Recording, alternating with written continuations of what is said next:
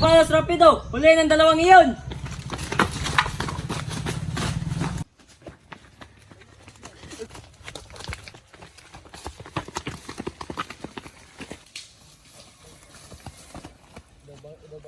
Kailangan na natin dito makatakas, Ginoong Ibarra. May naisip akong paraan. Magpalit tayo ng damit. At bakit naman? Dito sila. Para pag nakita nila ako, mapagkamalan nila akong si Crisostomo Ibarra. Baka ikay mapahamak. Wala na tayong ibang maisip na paraan. Nauubos na ang oras natin. Huli ng dalawang iyon! Bilisan natin, Ginoong Ibarra. Ayon, si Senyor Ibarra! Papunta sa bangka! Itulak natin ito, Ginoong Ibarra. Sumagay ka na, Ginoong Ibarra, at pagtago para hindi ka nila makita. Paano ka, Elias?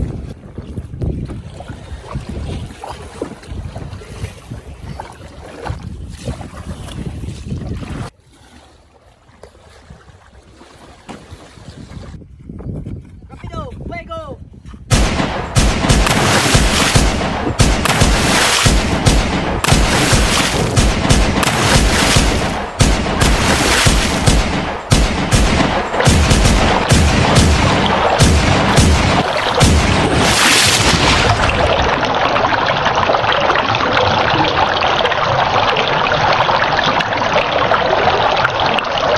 Alam mo siguro, di ka kayo soldado, Senyor Ibarra.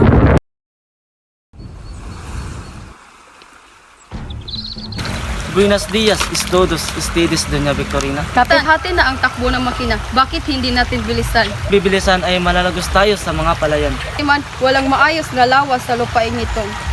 Ano sa'yo, napakadali. Iwan ko ba kung bakit walang sinumang nakaisip nito. Bukas ng bagong ilog Pasig na gawa sa kanal at sarahan ang dating ilog Pasig. Ngunit, Ginoong Simon, kukuha ng sapat ng pondo upang maibayad sa manggagawa. Di na kailangan Don Custodio. Pangkat ng bilanggo ang gagawa. Ngunit walang sapat sa bilanggo. Kung gayoy, hayaan natin ang mamayan magtrabaho. Bata man o matanda. Ngunit kaguluhan lang, maidudulot yan. Ang kaguluhan?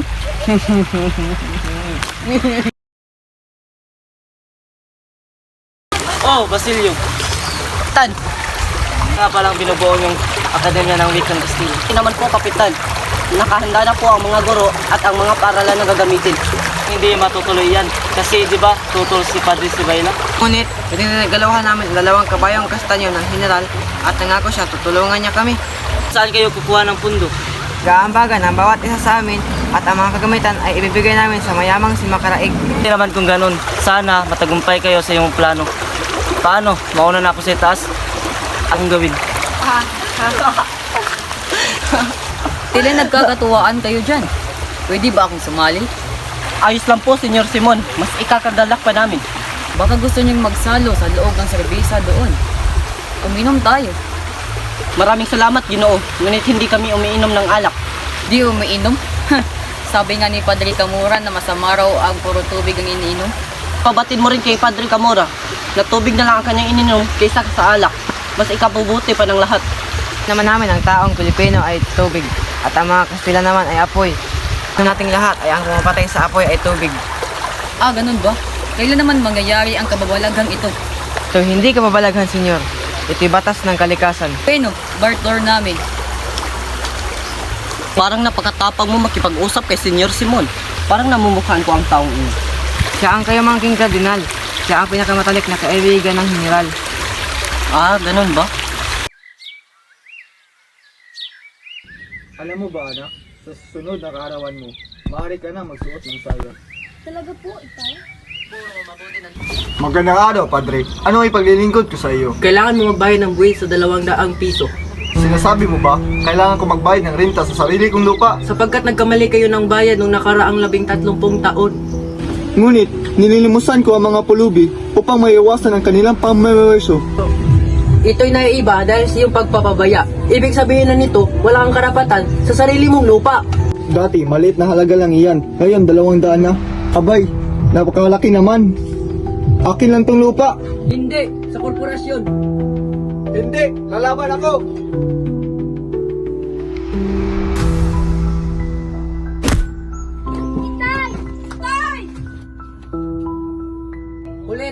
iyan at gawin ninyong kawal.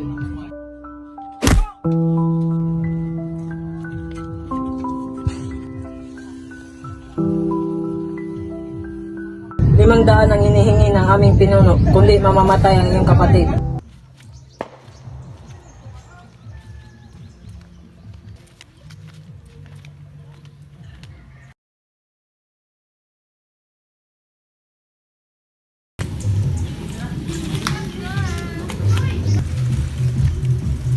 Noo, maaari ko po ba kayong tulungan?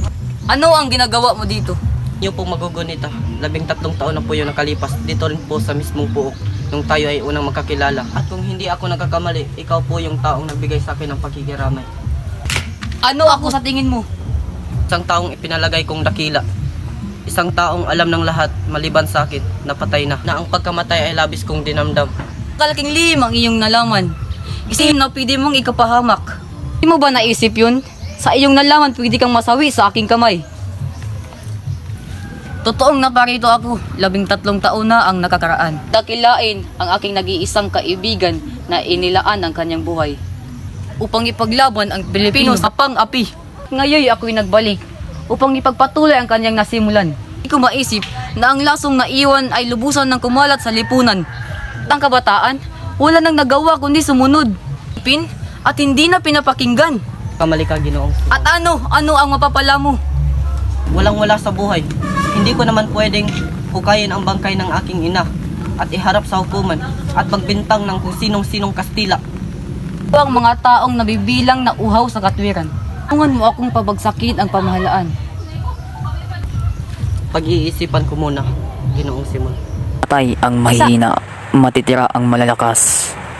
Kaunting tiis na lang, magtatagumpay na ako. Kaunting tiis na lang.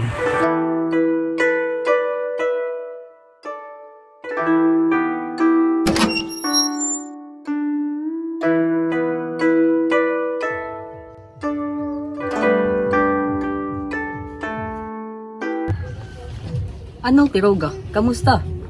Senyor Simon, mahirap ang aking negosyo. Anong mahirap? Niligtas kita sa maraming opisyal na humihingi sa iyo ng pira upang hindi ka na maabala. Pero Senyor Simon, marami din ang may utang sa akin, kaya hindi ko masingil. Wala din silang maibigay na resibo, kaya di ko masingil. Kung gayoy, ilapit mo sila sa akin. Quiroga, may ilan nga pala akong ipapasok sa iyong kahon ng baril at itago mo ito sa kamilag. Hirap at mapanganib ito, Senyor Simon. Huwag kang matakot. Ako ang bahala. Nauunawaan mo ba, Quiroga? O siya, ikaw nang bahala dyan ha. Basta hindi ako sasabit yan.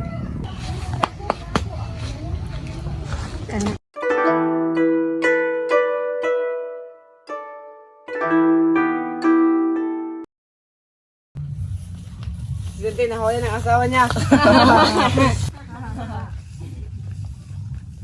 Hoy! Sa akin ang lupang na ito!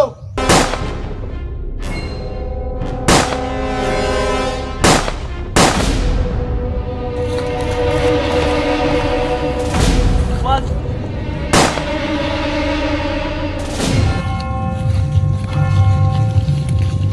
Sadya wala na talagang mudong mga bataan ngayon. Oo nga, Ginoong.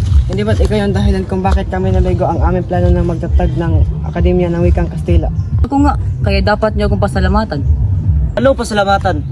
Walag niyo bang dagdagan ang 4 na wika ng ating bansa? Talong hindi tayo magkakaintindihan yan. Ginoo, sa paglaganap ng Wikang Kastila, mas mapalapit tayo sa pamahalaan at mas magkaintindihan. Dahil kasalanan mo ito, bawat unlad ng Pilipinas yung ₱100. Isang malaking kamalian. Ano ang balak nyo? Patayin ng mga tao? Ipaubaya ang inyong utak sa ibang pag-iisip? Mas lalo kayong magiging pipi at pilay niyan. Ang ibig niyong sabihin, Ginoo? Ang wika ay salamin ng kaluluwa. Kapag inalis yan ay maaaring mawala ang katarungan at ang bansa ay pwedeng mamatay. Kapag ganyan ang inyong iniisip ay habang buhay kayong nagagapo sa kapangyarihan ng Espanya na walang kapayapaan. Yan ang inyong paniniwala, ngunit sa pamamagitan lamang ng pagsasawalang buhay, hindi nyo kami mapipigilan. Bubuhayin namin ang aming mga balak. Nasa amin ang panig ng batas. Kami ang nasa matuwid.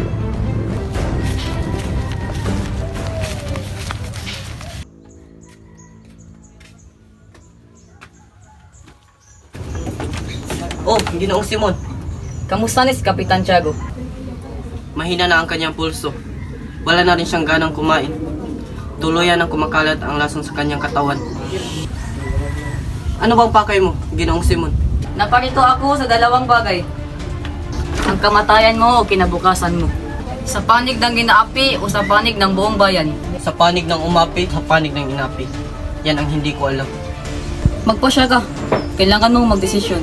Sa loob lamang ng isang oras ay magsisimulan ang himagsikan. At bukas, wala nang universidad at wala na mag-aaral. Wala na rin maghihirap. Ngunit ang paghihimagsik ay pagpapatiwakal. Ang paghihimagsik lamang ang tanging pag-asa. Nasa karunungan lang ang pag-asa, subalit ang karunungan lang ang siyang walang kamatayan. Pananalig sa salitang karunungan at sa salitang pag-ibig sa bayan ay mabibigyang kahulugan. Nawawalan ka na ng prinsipyo sa sarili mong pangkatauhan. Nakikita ko na hindi ka isang Pilipino, kundi isang busabos na Espanya.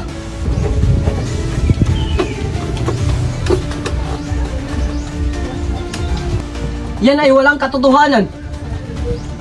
Sige, alang-alang sa alaala ni Elias, pamunuan mo ang hukbo at lusubin ang Santa Clara. At dakpin mo ang isang tao na ikaw lamang ang nakakilala. Kunin mo ang isang tao na ikaw lang ang nakakakilala. Bukod kay Kapitan Tiago, si Maria Clara. Huli na kayo doon, Simon, sapagkat si Maria Clara ay patay na. Patay? Paano nangyari ito? Hindi!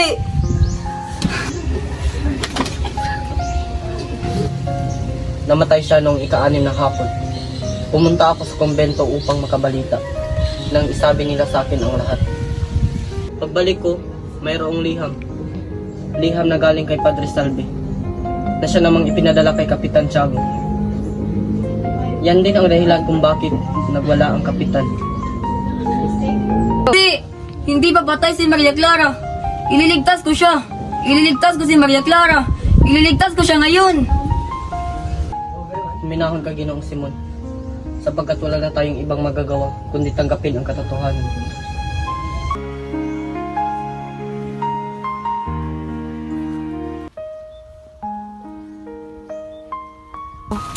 Namatay siya na hindi man lang alam na ako'y nagbalik. Namatay siya na hindi man lang alam na ako'y buhay.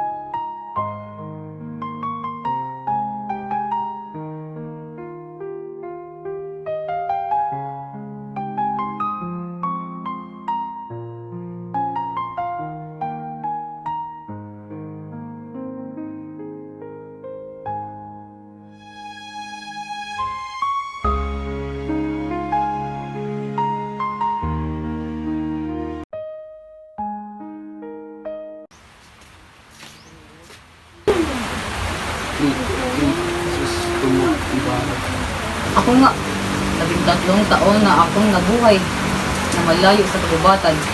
13 taon na naghihintay, nag-aalala. Umaasa na maituwid ko ang iyong kamalian.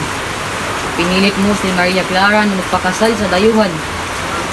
Wala kang karapatang diktahan ang kanyang buhay. Si Maria Clara ay patay na. Ang anak ko ay patay na. Hindi mo anak si Maria Clara. Anong ibig kong sabihin? Anak siya ni Padre Damaso.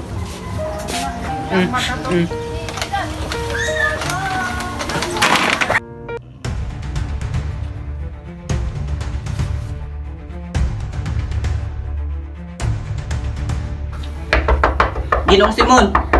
Ginong Simon! O Basilio, anong sadya mo dito? Pinaparusahan ako ng Diyos. Wala na akong ibang maramdaman kundi galit at pag-iiganti. Nakapag-desisyon na ako, Ginong Simon. Sasama na ako sa inyo.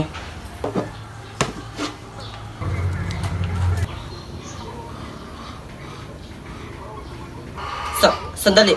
Dinamita ba yan?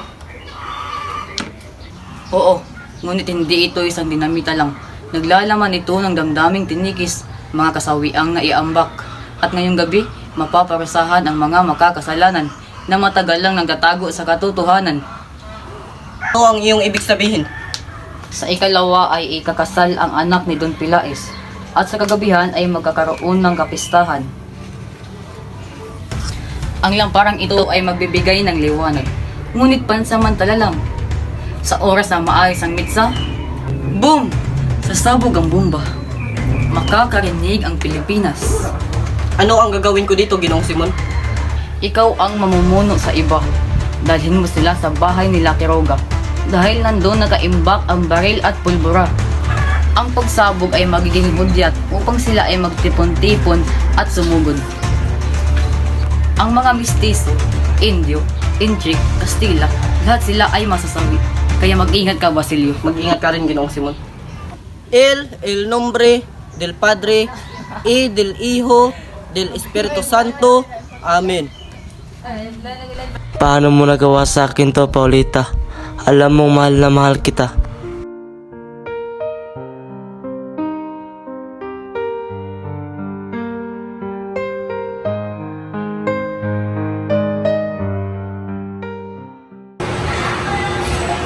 Ginong Simon, mabutit na parating ka.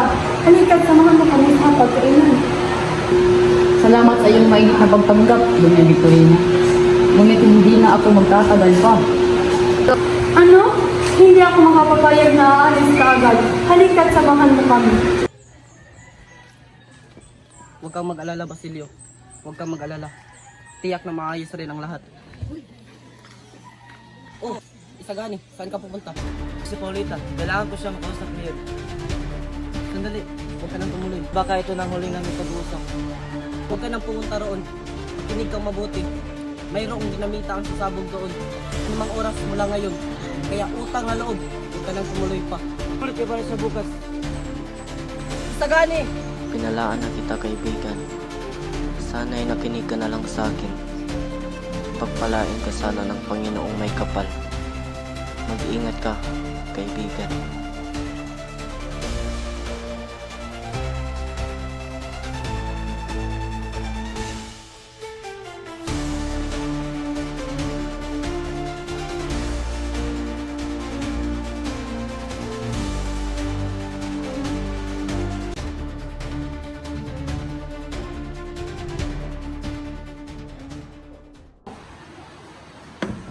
Napakaganda naman ang lamparang iyan. Maraming salamat, Ginoong Simon. Ngunit, sigurado ka bang hindi ka muna kakain kahit saglit lang? Salamat sa iyong alok, ngunit ay mahalaga talaga akong gagawin. Hindi dapat ipaglitan. Sige na, pasensya. Mauna na ako. Maraming salamat, Ginoong Simon. Sinyo Simon, ba't ka nagmamadali? Huwag ngayon, Quiroga. Ako'y nagmamadali.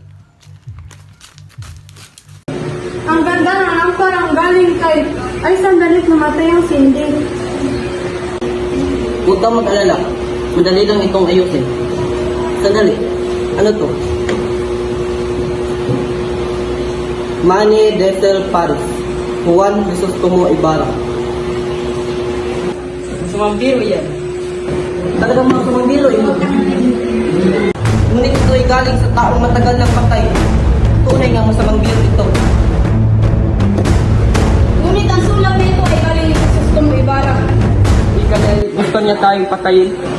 Huwag niyong alalahanin yan. Tuloy ang kasiyahan. Padre Erin, makitaas ng litsa ng lampara. Sige, sandali lamang.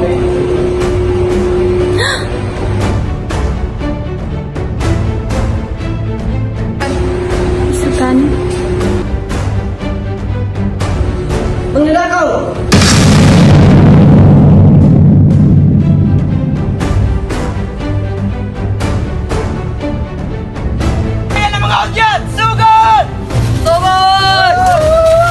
Ang lamparang iyon ay sa gitna nito. Buhay si Crisostomo Ibarra. Marahil pinagmamasdan niya lamang tayo. Marahil gano'n na nga. Ito ay bahagi ng kanyang plano. Ngunit, paano siya nabuhay? At ano ang ugnayan Simon na nagbigay ng lamparang iyon? Alam ko na, si Simon ay si Crisostomo Ibarra. Simon? Isang taksi! Hanapin at buhayin ang Simon na yan.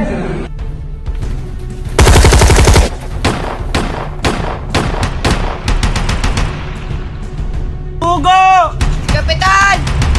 Senior Simon, may masamang balita. Hindi sumabog ang lampara. Bakit?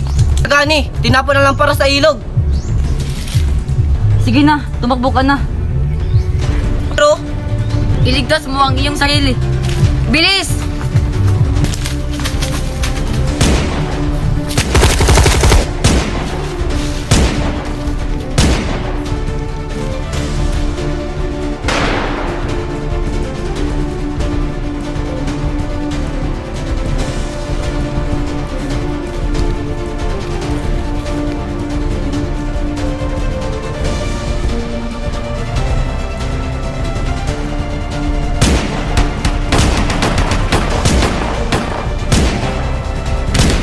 para sa bayan!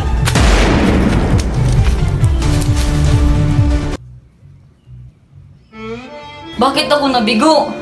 Bakit ako pinaparusahan ng ganito? Tapos na ang aking misyon.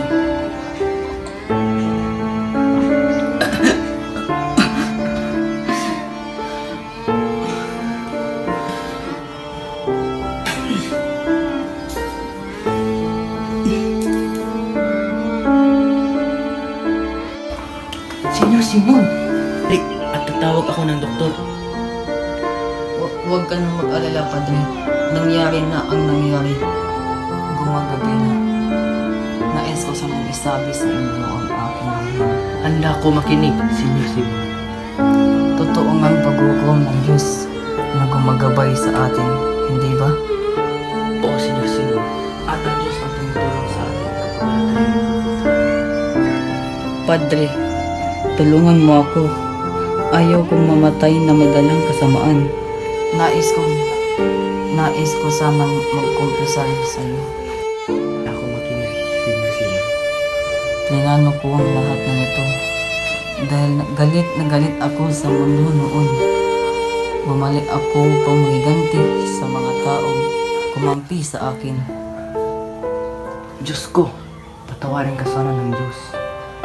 Nak, palagi mong tandaan na ang buhay hindi palaging masaya. Minsan, kailangan rin natin dumanas ng sakit upang tayo ay matuto. Tandaan mo, walang maidudulot ng maganda ang pagtutulog Patrigo. at magdudulot ng iyong panibawang kasamaan. Hindi ko maintindihan. Bakit niya ako pinaparusahan? Iyong pagsulit.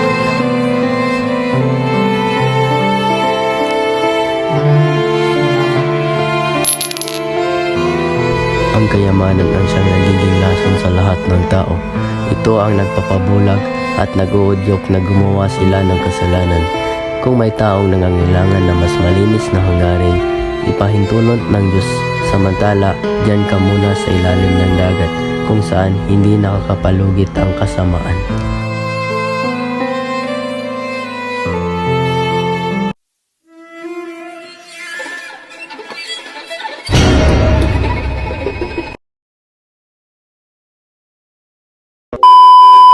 Nililimusan ko ang mga pulubi upang maiwasan ang kanilang pamamawerso. Hi!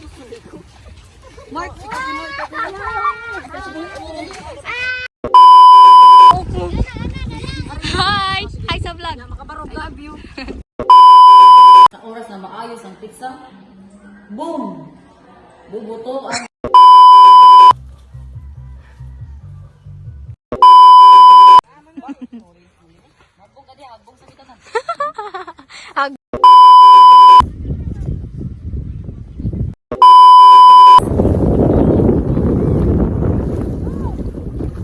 Last day of taping! Nong ay pagkuan-kuan dira. Lies now. Ay ni nga ang gustong. Wala ay. Sige. na ispita. Go, Mark!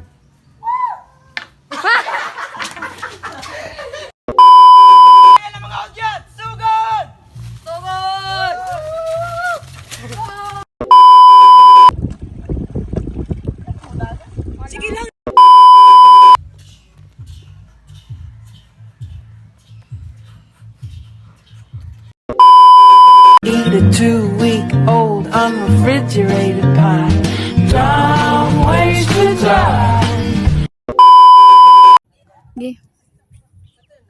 Lay lang.